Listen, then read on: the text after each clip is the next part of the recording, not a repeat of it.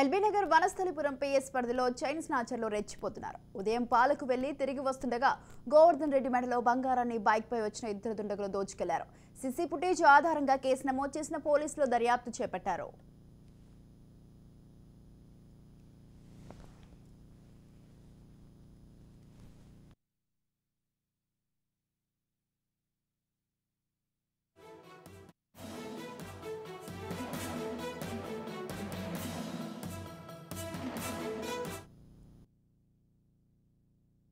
Effect అయ్యేది ఎక్కువ గోళ్ళపాడు ఉన్నట్లుంది. ఈ రోడ్ లో నేను ఇంజనీర్లు వస్తారు, వాళ్ళకి అసలు ఒట్టి ముందు మెజర్మెంట్ చేసుకొని ఇస్తే నిజంగా ఈ రోడ్డునే చేస్తే ఎంత నష్టం జరుగుతుంది, వాళ్ళకి ఇళ్లకు ఎంత కాంపన్సేషన్ అవుతుందో ఒక ఎస్టిమేట్ చేసి ఇస్తే దాన్ని బట్టి ఓ నిర్ణయం తీసుకుంటారు.